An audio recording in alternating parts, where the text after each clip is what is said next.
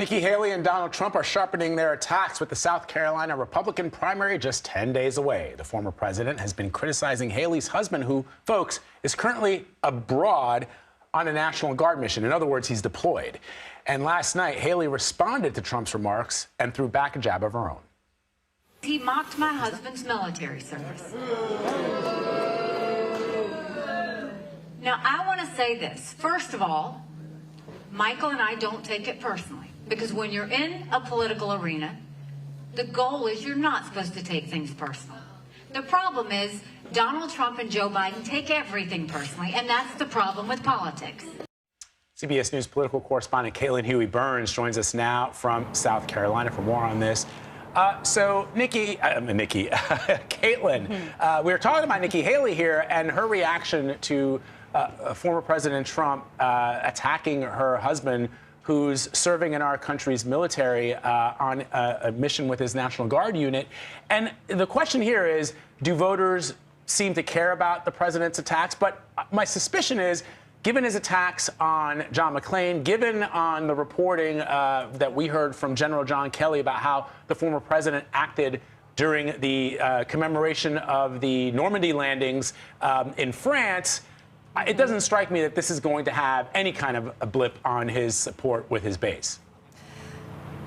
Yeah, that's exactly right, Vlad, and that's a really good point, because as Nikki Haley herself mentions on the campaign trail, this is part of a pattern of behavior from Donald Trump attacking the military. And I asked her about that when we sat down with her earlier this week. You know, he's been making these kinds of criticisms, these kinds of attacks for years now, and you still supported him twice and served in his administration.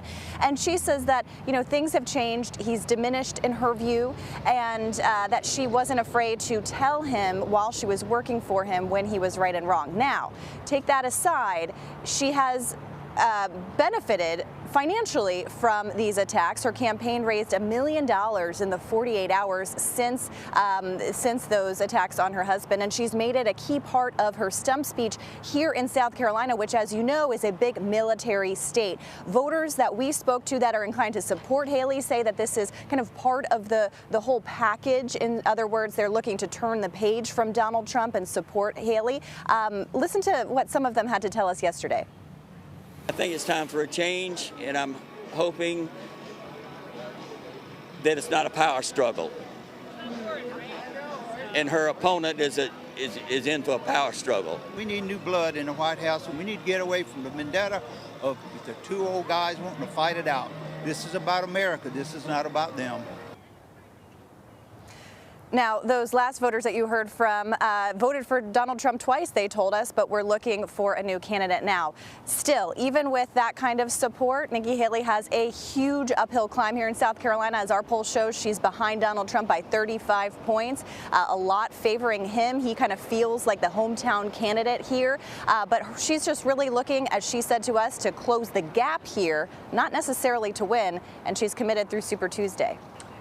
You know, before Donald Trump basically handed her some talking points with his comments, one of the things that she was kind of focusing on was the age of both Biden and Trump. But I imagine she has to sort of tread lightly a little bit here, because some of the other people who are older are the people that are most likely to vote in the primary and in the general election. So how has she kind of approached this, and how is it working?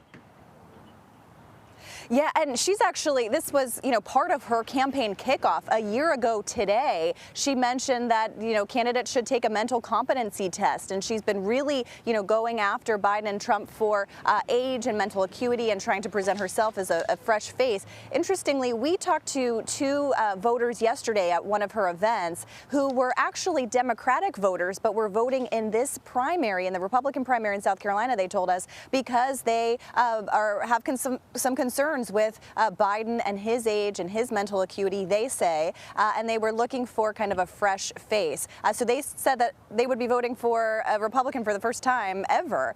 What's interesting here, too, is that Haley kind of knows that there is a little bit of a vulnerability going after age, especially in a place like South Carolina, where you do have a good amount of retirees. And, you know, there are older people at her rallies as well. And she says, look, we all know someone who's 75 or so who can run circles around us, but that's not how I would describe Biden and Trump. So kind of a caveat there, but this has been the focus of her pitch since the very beginning. And as you can see, she's behind in the polls, behind in the delegate count. So is that really resonating at this point?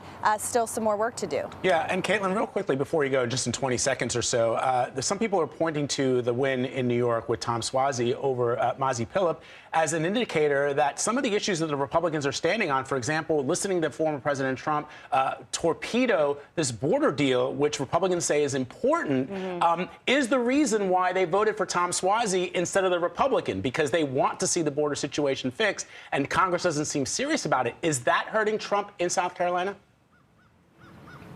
It's not hurting him here, at least according to the polls and people we talked to, but Haley is trying to make that an issue here. It was interesting because within minutes of that race being called last night, the Haley campaign was out with a statement blaming Donald Trump for these losses. Electability for Republicans up and down the ballot is a key part of Haley's pitch. But again, guys, because she's not, polling well, that really shows us that that's not a priority, at least at this point, for Republican voters, or at least according to conversations we've had, they think Biden and Democrats are beatable.